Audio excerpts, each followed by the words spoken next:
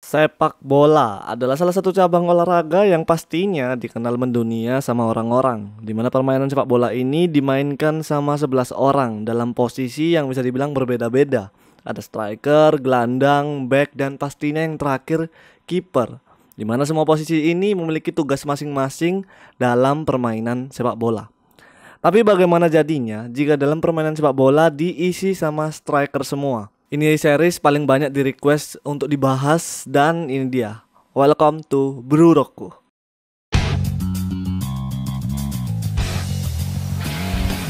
さあ出せ。これが俺の思い描いたフィールドの未来だ。ブルーロック。 Sebenarnya untuk series bertema sepak bola itu ada banyak. Bisa kita sebut salah satunya Tsubasa, AOIC, Days, Inazuma Eleven, dan lain-lain. Tapi untuk pertama kalinya aku merasa menemukan sebuah seri sepak bola yang cukup berbeda dari semua itu, yaitu Blue Lock. Tapi karena ini konten pertama Blue Lock, aku bahas bagian awal dulu aja. Nanti kalian bisa tulis aja di komen bagian mana lagi yang enaknya untuk dibahas tentang Blue Lock ini. Blue Lock sendiri ini menceritakan era sepak bola di Jepang yang bisa dibilang sudah punah. Ditambah lagi asosiasi sepak bola mereka yang bisa dibilang korup dan hanya berfokus bermain uang saja. Ya gak jauh sama negara kita lah. Sehingga hal itu membuat Jepang ini terpuruk dalam dunia sepak bola. Sampai akhirnya asosiasi sepak bola Jepang ini kedatangan member baru bernama Thierry Henry, yang bertekad untuk membawa Jepang ini meraih Piala Dunia. Pastinya si Andre ini mendapat banyak ejekan dari asosiasi karena dia ini sok bisa merubah era sepak bola Jepang yang bisa dibilang udah hancur. Tapi Andre ini sudah menyiapkan atas apa yang akan dia perbuat. Dan di sini Andre ini membawa pelatih yang akan mendobrak pondasi timnas Jepang, dan pelatih itu bernama Jinpachi Ego. Terus siapa main karakter di sini? Ya, main karakter kita di sini adalah Yoichi Isagi, yang mana dia ini di kejuaraan SMA tingkat nasional harus gugur 2-0 dari lawannya. Permasalahannya simpel, ketika Isagi ini one on one dengan kiper musuh, dia malah mengumpankan bolanya kepada temannya. Dan dia berkata jika sepak bola adalah permainan yang dimainkan oleh tim. Tetapi pahitnya temannya ini malah memberikan syuting yang cukup buruk, sehingga bolanya mengenai tiang gawang. Yang ada mereka ini malah di comeback sama tim musuh. Dari situ Isagi ini berpikir jika impiannya menjadi juara Piala Dunia ini tidak akan terwujud. Dan juga dia memikirkan andai saja dia ini menendang langsung ke gawang lawannya, mungkin dia ini bisa memenangkan pertandingan. Nah dari sini Isagi ini mulai sedikit bimbang tentang apa itu konsep sepak bola yang dimainkan oleh tim. Jadi udah mulai sedikit denial gitu ya. Ketika Isagi pulang ke rumahnya, ibunya memberikan Isagi sebuah surat, dan surat itu berisikan jika Isagi ini dipilih untuk ikut seleksi dalam proyek pengembangan pemain. Yang pastinya Isagi di sini senang dong, karena dia merasa kalau misalnya masih ada jalan gitu untuk menerjang impiannya. Sampai akhirnya Isagi ini datang ke lokasi seleksi tersebut dan dia menemukan 300 orang yang telah berkumpul di ruangan seleksi. Dan disitulah Jinpachi Ego muncul, yang ternyata mereka semua ini dikumpulkan jadi satu dan akan dihadapkan dengan rintangan-rintangan di proyek tersebut. Setiap rintangan akan menggugurkan orang-orang pemain ini, dan yang bertahan hingga akhir dialah pemain terbaik. Itu alasan kenapa Ego ini hanya mengambil posisi seorang striker. Oke, kita stop bahas bagian awal tentang manga Blue Lock ini. Buat yang belum baca, kalian bisa lanjutin sendiri bacanya karena bakal lebih enak kalau misalnya kalian baca sendiri. Tentunya salah satu karakter di sini yang sangat aku mencolok buat aku pribadi adalah Jinpachi Ego. Tentunya selaku pelatih yang tidak terlihat seperti pelatih sebenarnya. Cuman aku cukup menghasilkan banyak komparasi gitu ya di kepalaku terkait ideologi dari si Ego ini. Jika striker terbaik adalah striker yang mencetak gol walau dia harus mengorbankan timnya. Tapi kalau kita bicara soal striker emas, mungkin perkataan Ego ini ada benarnya. Seperti contoh Pele, yang bisa dipastikan positioningnya ini hanya berada di depan. Mungkin bisa disebut sebagai striker murni gitu lah ya.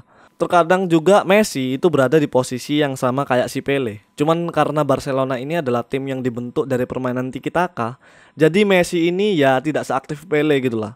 Jadi ada benarnya juga ideologi yang disampaikan oleh Jinpachi Ego terkait striker terbaik. Dan ini yang mau aku sampaikan kepada kalian, kalau Blue Lock ini adalah seri sepak bola dengan pola pikir dan ideologi di dalam rumput hijau. Yang gilanya lagi, Blue Lock ini tuh minim motivasi, nggak kayak series lain gitu. Kita ambil contoh aja kayak Tsubasa. Pasti timnya mereka bakal bilang, ayo Tsubasa, kamu pasti bisa cetakkan gol ke gawang lawan. Nggak. Hal itu nggak ada di Blue Lock. Rata-rata pemain di Blue Lock ini hanya fokus dalam perkembangan dirinya masing-masing. Tapi ya tetap sih bermain kayak tim juga. Tetapi di sini tuh lebih memfokuskan setiap karakter dalam mengambil keputusan di rumput hijau. Dalam Blue Lock sendiri ini terdiri karakter yang bervariasi dalam skill set sepak bolanya. Skillnya memang terkesan seperti jurus atau ability, cuman kemampuan setiap karakter ini bisa dibilang masih make sense lah ya.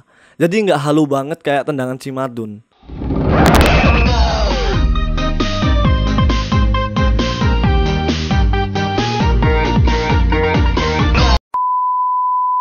Kita ambil contoh aja kayak Isagi. Dia ini memiliki kemampuan Expert Special Awareness, yaitu kemampuan naluri Isagi dalam menghasilkan sebuah kondisi lapangan dan juga keberadaan sekitarnya. Simpelnya, Isagi ini memiliki pandangan layaknya komentator sepak bola atau wasit. Jadi Isagi ini dapat melihat semua aspek permainan. Jadi ini yang ngebuat Isagi itu bisa muncul di sisi yang tidak terduga sama lawannya. Ada juga Chigiri yang memiliki kemampuan long distance sprinting atau no break dribble, yaitu kecepatan sprint Chigiri dalam menembus umpan terobosan. Dan juga Chigiri ini dribble jarak panjang. Jadi dia ini lebih suka mengadu kecepatannya dengan musuh daripada menghadapi lawannya dengan dribble pendek. Ilustrasi simpelnya Chigiri ini kalau aku lihat ini karakternya bisa diibaratkan kayak Gareth Bale lah.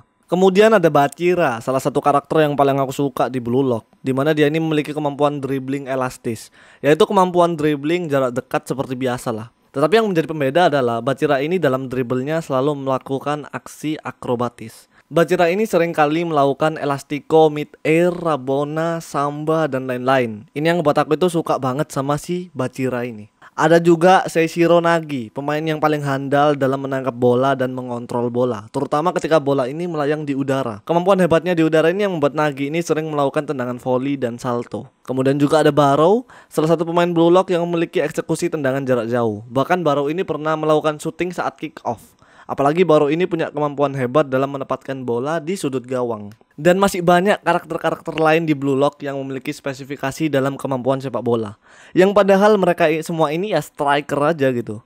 Dan kalian bisa langsung ikutin aja series Blue Lock ini, karena menurut aku pribadi series sport yang satu ini cukup recommended gitu buat kalian. Dan ya kayaknya sekian dulu, karena aku tuh masih bingung ya, karena aku udah nggak ngelanjutin storytelling manga lagi. Aku tuh bahasnya pasti ke poin-poinnya aja. Cukup bingung aja Blue Lock ini dibahas dari mana dulu. Jadi kalian nanti bisa kasih komen aja bagian mana yang harus aku bahas dari Blue Lock, karena bakal lebih enak kalau misalnya aku ngikutin apa yang kalian pengen. Dan kayaknya gitu dulu, karena ini konten pertama juga. Aku ini nggak mau terlalu banyak bicara juga tentang Blue Lock, takutnya nanti spoiler lah atau nggak enak dibahas langsung lah dan segala macamnya. Jadi gimana pembahasan kali ini, anggap aja ini perkenalan lah ya. Semoga kalian terhibur dan suka. The Manga Man, see you next video.